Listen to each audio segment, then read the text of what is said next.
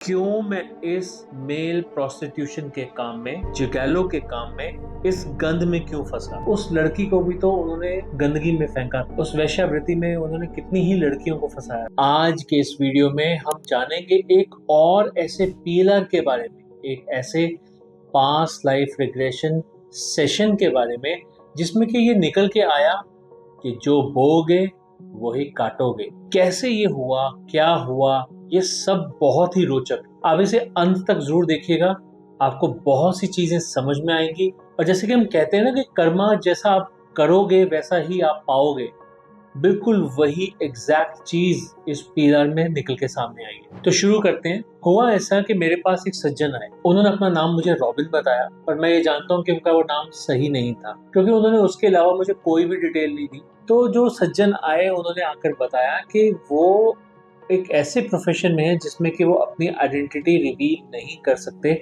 और ना ही करना चाहेंगे। इनफैक्ट यहाँ तक कि उन्होंने हमारे सेशंस, कई सारे सेशंस देखे थे और वो जानते थे कि जब हम रिकॉर्डिंग करते हैं या जब हम सेशन करते हैं तो उसे मल्टीपल एंगल से हम रिकॉर्ड करते हैं। इसीलिए वो पहले से अपने साथ कैमरास लेकर आए थे, सारे इक्विपमेंट्स उनके खुद के थे और उनकी ये स्पेशल रिक्वेस्ट थी कि वो अपनी कोई भी रिकॉर्डिंग यहाँ नहीं छोड़ना चाहते, इसलिए चाहते हैं कि रिकॉर्डिंग हो पर वो उनके ही इंस्ट्रूमेंट के साथ हो, उनके ही कैमरे के साथ। चलिए खैर, उनका खुद का पर्सनल सेशन था तो इसके लिए हम उनको मना नहीं कर सकते, और अगर कभी कोई क्लाइंट मना कर देते हैं कि मेरी कोई भी चीज YouTube पे नहीं जानी चाहिए तो हम उसको नहीं दिखा सकते। पर इतना मैंने उनसे क्लियर कर दिया था कि आप अपनी कोई चीज यहाँ पर मत छोड़िए, अपनी वीडियो मत छोड़िए, अपनी आइडेंटिटी मत छोड़िए, पर कम से कम अगर उसका आउटपुट ऐसा निकला जो मुझे बताना चाहिए तो मैं चाहूंगा कि मैं उसे बताऊं। तो उसके लिए उन्होंने अलाउ कर दिया था, क्योंकि उनका कहना यह था कि अगर मेरी आइडेंटिटी शो ना हो तो हाँ, आप ये दिखा सकते हो, आप वर्बली सब कुछ बता सकते हो। बात करते हैं कि क्लाइंट क्या चाहते थे और क्या लेकर आए थे। तो क्लाइंट का सवाल क्या था, पहले वो सुन लेते हैं और फिर उसके ऊपर हम और डिस्कशन करेंगे। तो उनका पहला सवाल था, क्या कारण है जो मुझे इस प्रोफेशन में आना पड़ा। अब वो प्रोफेशन क्या था, अगले क्वेश्चन में वो क्लियर हो जाएगा। इवन दो मैं बहुत ही गुड लुकिंग हूँ, बहुत ही टैलेंटेड हूँ, फिर भी मैं मॉडल नहीं बन पाया। मतलब वो मॉडलिंग करना चाहते थे। मुझसे कम गुड लुकिंग लोग या फिर मुझसे कम टैलेंटेड लोग आज एक्टर्स बने हुए हैं, पर मैं क्यों नहीं बन पाया, और मैं इस गंदे काम में फंस गया हूँ। क्यों मैं इस मेल प्रोस्टिट्यूशन के काम में, जिगैलो के काम में, इस गंद में क्यों फंसा। तो ये उनका सवाल था। एक्चुअली वो एक प्रोफेशनल मेल प्रोस्टिट्यूट थे, जिसे कि जिगैलो कहा जाता है। ये टर्म भी मैंने पहली बार सुनी थी। तो वही जानना चाहते थे कि मैं तो अपना प्रोफाइल एक जगह पे लेके गया था मॉडल बनने के लिए, पर मैं ऐसा क्यों फंसा कि मैं आज जिगैलो बन के रह गया हूँ, मेल प्रोस्टिट्यूट बन के रह गया हूँ, वैश्यावृत्ति में फंस गया हूँ और मैं एक मॉडल नहीं बन पाया, जबकि मुझसे कम टैलेंटेड लोग, मुझसे कम गुड लुकिंग लोग आज एक्टर्स बने। अगला सवाल है, मैंने इतनी कोशिश की इस काम को छोड़ने की, पर क्यों नहीं छोड़ पाया। मुझे ब्लैकमेल किया गया, मैं रुक गया, ऐसा क्यों हुआ। सो नेक्स्ट क्वेश्चन था कि क्या मैं कभी इस दलदल से निकल पाऊं। और भी कई चीजें बताई अपनी फैमिली के बारे में जो कि मैं रिवील नहीं कर सकता, और होता है ना कि एक पर्सनल टच सा आ जाता है कि एक इंसान थोड़ा सा भावुक हो जाता है। तो जब वो अपने सवाल रख रहे थे तो वो डेफिनेटली भावुक हो रहे थे, बात करते करते भी बीच बीच में रो रहे थे। वो बहुत ही ज्यादा इमोशनली चार्ज थे उस समय, और वो जानना चाहते थे कि ऐसा मैंने क्या कर्म कर दिया, क्या गलत कर दिया मैंने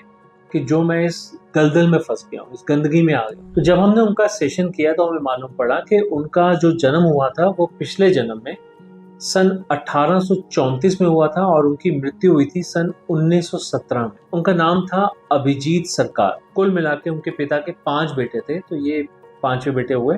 तो ये 6 लोग एक ही कारोबार में थे, एक ही प्रोफेशन में थे। जैसे होता है ना कि बहुत बड़ी शादी के कपड़ों की दुकान होती है जहाँ पर की ज्वेलरी भी मिलती है, जहाँ पर की शादी के कपड़े भी मिलते हैं, हर तरह के कपड़े मिलते हैं, सुंदर सुंदर, बहुत ही महंगे महंगे कपड़े मिलते हैं। तो वो उस व्यापार में जुड़े हुए थे। सभी के सभी भाई अलग अलग डायरेक्शंस में कुछ ना कुछ माल बाहर से खरीद कर लाते थे या तैयार करवा के लाते थे। जैसे कोई रेशम लेके आ रहा है, कोई चीज लेके आ रहा है, फिर या फिर उनको बाहर जो जैसे होता है ना कि कढ़ाई का काम होता है, सिलाई कढ़ाई का काम होता है, किसी जगह में बहुत ही नाजुक काम होता है, बहुत ही माना हुआ काम करवाया जाता है, जैसे बनारसी सिल्क साड़ियाँ होती हैं, तो ऐसे जितने भी अलग अलग जगह पे जाकर सारे भाई जो है वो माल बनवाया करते थे। तो उनके पिताजी जो है वो दुकान पे रहा करते थे अपने विश्वास वाले कुछ नौकरों के साथ, जहाँ पर कि पैसे का तो बहुत लेन देन होता था। तो वो पैसे का लेन देन होने की उनको विश्वासी लोग चाहिए होते थे, तो बहुत पुराने जो नौकर थे उन्हें उन्होंने रखा हुआ था। और जितने भी भाई थे वो हर जगह पे अलग अलग डायरेक्शंस में अलग अलग जगह पे कारीगरों से काम करवाया करते थे, यहाँ लाकर माल दुकान से ही बेचा करते थे। तो उनका काम बहुत ही ज़्यादा अच्छा था, बहुत ही ज़्यादा आमदनी थी, बहुत ज़्यादा उनके घर में खुशहाली थी, बहुत बड़ा परिवार था, बहुत बड़ा घर था, बहुत सारे चीज़ें थी उनके पास। मतलब हर किसी के पास अपनी घोड़ा गाड़ी थी, हर किसी के पास अपने अच्छे अच्छे कपड़े थे, मतलब हर किसी का एक बहुत अच्छा वेल सेटल्ड फैमिली थी, ये कहना चाहिए मुझे। तो वो प्रोफेशन जो था उनका, जो उनका कारोबार था, वो बहुत ही अच्छा चलता था। तो सभी भाई अलग अलग डायरेक्शंस में जाकर, अलग अलग जगह पे जाकर, कोई कढ़ाई का काम करा रहा है, कोई सिल्क का काम करवा रहा है, कोई कुछ काम करवा रहा है, कोई साउथ में जा रहा है, कोई बनारस साइड में जा रहा है, कहीं कहीं अलग अलग डायरेक्शन में जाया करते थे। उन्हीं में से ये जो अभिजीत थे, अभिजीत जो है वो वहां पर एक जगह पे जाया करते थे जो कि उस समय बंगाल में ही पड़ती थी। उस जगह का नाम था चांदपुर। तो चांदपुर में जाकर वो एक पूरा गांव था, उस गांव की महिलाओं से वो वहां पर कुछ कपड़ों की कढ़ाई करवाया करते थे। बहुत ही कहते हैं कि बहुत अच्छी नक्काशी हुआ करती थी, कढ़ाई हुआ करती थी, क्योंकि जब कभी कोई शादी के लिए कपड़े लेना आता है तो वो किसी रिलीजन को देख कर नहीं आता। वहाँ पर हिंदूज भी आते थे, वहाँ पर मुस्लिम्स भी आते थे, वहाँ पर बौद्ध भी आते थे। तो हर किस्म के लोग आते थे और हर किस्म के जितने भी तरह के शादी के कपड़े होते हैं वो हर तरह के कपड़े वहाँ मिला करते थे। तो चांदपुर में जो भी कपड़े तैयार हुआ करते थे, पूरे गांव की महिलाएं जो थी वो वहाँ पर काम किया करती थी इनके लिए, और ये ठीक ठाक पैसे दिया करते थे। तो फिर भी उनको काम बहुत सस्ता पड़ता था। अब होता है कि एक अच्छी दुकान, प्रॉफिटेबल दुकान चाहिए तो आपको सस्ते से सस्ती लेबर पे काम करवाना पड़ता है, और वही काम वो किया करते थे। तो इनका काम था चांदपुर से सामान लेकर आना, बनवाना और लेकर आना ढाका में। वहां पर उनकी दुकान थी ढाका में। तो जैसे कि मैंने बताया कि शादी के कपड़ों के व्यापारी थे वो, ढाका में उनकी दुकान थी। इनकी पत्नी का नाम था शमोना। उनके बच्चे भी थे, जॉयदीप था एक बेटा, एक बेटे का नाम था हेमंत, और एक बेटी थी उसका नाम था रौम्या। अब वहां पर ये क्या करते थे, चांदपुर में गांव वालों से काम करवाया करते थे। वहां पर उन लोगों से नक्काशी करवानी, कढ़ाई करवानी, कपड़े का काम करवाना, जो भी होता है। अब इतना तो हम डिटेल में नहीं गए थे, बट हाँ, जो जो काम भी वो करवाया करते थे वो चांदपुर में जाके ही करवाया करते थे। एक गांव सा था, एक बड़ा अच्छी जगह थी। तो शादी के कपड़े वहां पर बनवाते थे और उसे लेकर ढाका में अपनी बड़ी दुकान में बेचा करते थे। यानी कि उनका काम था यहाँ पर एक गांव से सारा काम करवाना है, वहां पर ढाका में लेके गए और जो भी रिक्वायरमेंट होती है उस हिसाब से माल बनवाया जाता था, और उसके बाद उसी दुकान से, बड़ी दुकान से ही माल बेचा जाता था। सो बहुत ही अमीर घराना था, सारे बहुत ही समृद्ध थे। वो चांदपुर में जब रहा करते थे तो वहां पर होता ना कि काम तो सारा लेडी से ही काम पड़ता था। कोई बुजुर्ग आ रही है, कोई मिडिल एज की आ रही, कोई बच्चियां बच्चियां से भी आ रही। तो वहां पर क्या होता था कि उनके कहीं ना कहीं कुछ अफेयर हो जाता था, किसी लड़की के साथ हो गया, उसे शादी के लिए पूछ लिया, क्योंकि वहां पर 2-3 महीने रुकते थे एक ही बार में। तो किसी लड़की को बहला फुसला कर उसे मनाया, और उसे जाते समय जब वो खुद चांदपुर से वापस ढाका जाया करते थे तो उसे अपने साथ ले जाते थे। पर गांव वालों को पता नहीं चलता था कि लड़की गई कहाँ पर।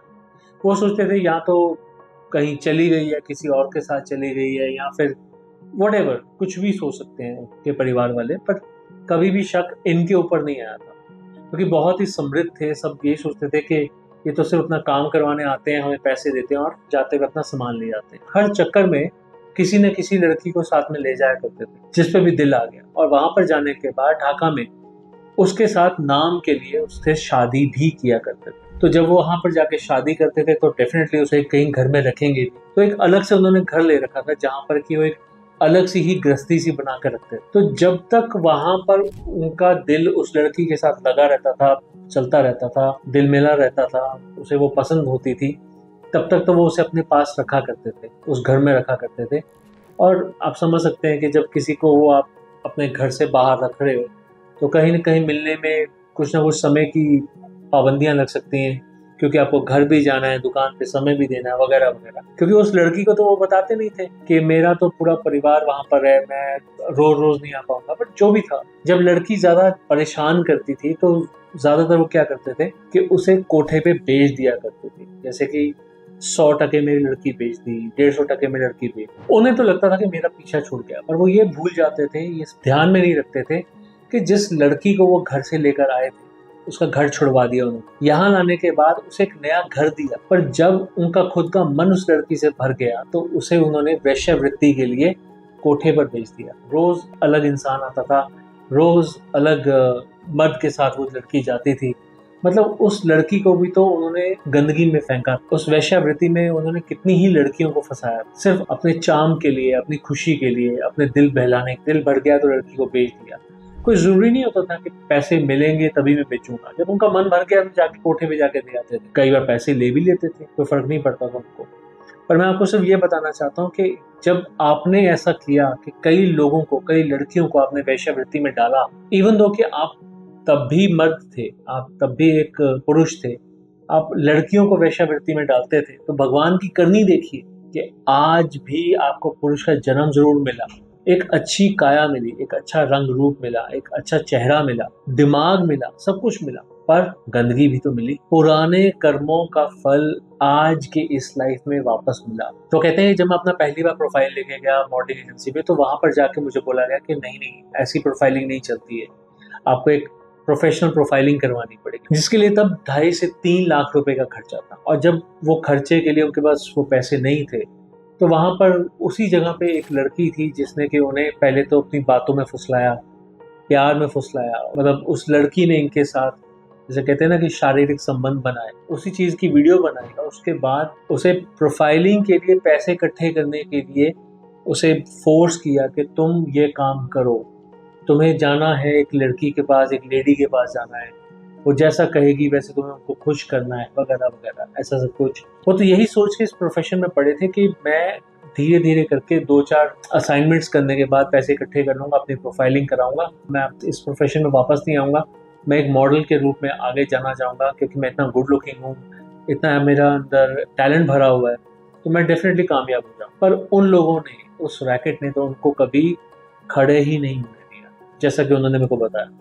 कहते कि रोज उनको कोई ना कोई असाइनमेंट मिलती थी, कभी कहीं जाना है, कभी किसी होटल में जाना है, कभी किसी घर में जाना है, कभी कहीं, कभी दिल्ली में होना है, कभी दिल्ली से बाहर जाना है, वगैरह वगैरह। तो मतलब उनका हमेशा ये असाइनमेंट्स रेडी होती, और लोग उन्हें, जो जिनके पास भी वो जाते थे, तो उनकी फ्री विल होती थी कि वो इनको कैसे ट्रीट कर रहे हैं। वो चाहते थे तो ये इनको पीना भी पड़ता था, इनको हर तरह के नशे करने पड़ते थे, इनको ड्रग्स तक दी गई थी, होश भी नहीं रहती थी, और लेडीज उनके साथ क्या क्या नहीं कर लेती। तो मतलब वो इतना गंद सह के आए थे, इतना सब कुछ करके आए थे कि जब उन्होंने पहली बार मुझे बताया था तो बहुत ही रोने वाली हालत में थे। इतना बताना कितना मुश्किल होगा, मेरे लिए भी पहली बार था कि ऐसी चीजें किसी के मुंह से सुन रहा था। पहली बात तो मैं ये वर्ड जो है जिगोलो, ये मैं जानता ही नहीं था। फिर ऐसा केस मेरे पास पहली बार आया था, उसकी दास्तान सुन के मुझे भी ऐसा लग रहा था कि बेचारा कहाँ ही फंस गया है, कब ये बाहर निकल पाएगा। खैर, सेशन से हमें ये बात पता चली कि जो बोया था उन्होंने, आज वही का वही वो काट रहे। उन्होंने कितनी ही लड़कियों को उस समय में वेश्यावृत्ति में डाला था। सोचो कि जो लोग उनके साथ रात बिताने आते थे, उन्होंने भी तो लड़कियों के साथ क्या क्या नहीं किया होगा। तो आज वही काम उनके साथ कुछ लेडीज कर रही हैं। यहाँ तक कि सिर्फ लेडीज ही नहीं, कुछ जेंट्स भी होते थे जो उनके साथ शारीरिक संबंध बनाते थे, और डेफिनेटली उनको भी अच्छा नहीं लगता था, किसे ही अच्छा लगेगा। पर जो भी था, जैसा भी था, उनके साथ उन्हें समझ में आ गया कि मेरे साथ ये सब कुछ क्यों हो रहा है। अब उनका एक सवाल और था कि क्या मैं कभी इस चीज से बाहर निकल पाऊंगा। तो पास्ट लाइफ में जब हम सेशन में होते हैं तो हम फ्यूचर लाइफ में भी लेकर आते हैं, और फ्यूचर लाइफ में जब हम उनको लेकर आए तो उन्होंने देखा कि हाँ, आज से कुछ समय बाद वो इस चीज के लिए अपनी लीगल लड़ाई लड़ेंगे, और उसके बाद वो इस चीज से बाहर आ जाएंगे। उनका कहना था कि उन्होंने लीगल लड़ाई पहले भी लड़ने की कोशिश की थी, पहले भी कई बार इस चीज को छोड़ने की कोशिश की है, पर हमेशा उनको ब्लैकमेल किया गया। उनको बताया गया कि उनके घर वालों तक बातें पहुंच जाएंगी, उनके घर वालों के एड्रेस हैं उनके पास, वो उनको नहीं छोड़ेंगे, वो बहुत कुछ गलत गलत करेंगे। यहाँ तक कि इनके कुछ वीडियोस भी बने हुए थे जिसे वो वायरल करने की धमकी देते थे, तो वो हमेशा रुक जाया करते थे, ब्लैकमेल हो जाते थे। अब कितना क्या सच है क्या झूठ है ये तो मैं नहीं जानता, पर जो जो उन्होंने बताया वो मैं आपको बता रहा हूँ। एक बहुत ही पीड़ा में फंसा हुआ इंसान मेरे पास आया था, पर जब उसने देखा कि उसने कितने ही लोगों को पीड़ा दे रखी है, तो वो उस चीज को समझ गया कि जो मैंने बोया था आज मैं वही काट रहा हूँ। जब मैंने गंदगी बोई थी तो फिर मैं गंदगी में ही तो रहूंगा। तो ये बात वो समझ गए, पर डेफिनेटली वो सब बाहर निकलना चाहते। उनका कहना ये था मैं इस चीज से बाहर निकलूंगा, अब मैं इस चीज के लिए लड़ाई लड़ूंगा, और मुझे अब पैसों के लिए नहीं करना, मुझे सिर्फ इसलिए करना ताकि और भी जो लोग फंसे हुए हैं काश वो बाहर निकल सके। उस जन्म में मैंने बहुत सी लड़कियों को फंसाया था उस काम में, इस जन्म में मैं कोशिश करूंगा कि बहुत से लोगों को मैं इस गंद से निकाल सकूं, और अगर मैं इस लाइफ में उन लोगों को गंद से निकाल सकूंगा तो मैं उम्मीद करता हूँ कि मेरे कुछ तो पाप कटेंगे। ये थिंकिंग थी उनकी जाने से पहले। बहुत बेचारे परेशान थे, बहुत रोए थे वो, बट डेफिनेटली उनका जो कंसर्न था वो, उसका जो कारण था वो समझ पाए और उसका वो सोल्यूशन भी जान पाए। सिंपल वेज में उन्होंने कहा था कि मैं अकेला नहीं हूँ, ऐसे बहुत से लोग होंगे जो इससे निकलना चाहते हैं। अगर मैं स्टेप उठाऊंगा, अगर मैं अपनी जान पे जोखिम लेकर ये स्टेप उठा लूंगा तो और लोगों में भी हिम्मत आएगी, और लोग भी जो आज तक इस गंद में फंसे हुए हैं किसी न किसी डर की वजह से, ब्लैकमेलिंग की वजह से या किसी भी और डर की वजह से, वो भी हिम्मत करेंगे, वो भी बाहर निकलेंगे। और हो सकता है कि अगर कुछ लोग इस गंद से बाहर निकल पाए तो शायद वो कर्मा वापस मुझे बेटरमेंट की तरफ ले जाए। जो मैंने बुरा किया था उसके बदले में मैं बुरा झेल रहा हूँ, हो सकता है मैं कुछ अच्छा करूँ तो उसके बदले में आने वाले समय में मेरे को अच्छा भी मिले। तो बस आज के इस वीडियो में इतना ही। मैं समझता हूँ कि आप समझ पाए होंगे, जैसा बोओगे वैसा ही काटोगे। ये बात मैंने कई बार इस वीडियो में बोली है, पर आप इस चीज़ से रिलेट कर पाएंगे कि हमें अपने कर्मों को साफ रखना है, ठीक रखना है, अच्छा रखना है, ताकि अगर हम अच्छाई करेंगे तो हमें आगे अच्छा ही मिलेगा।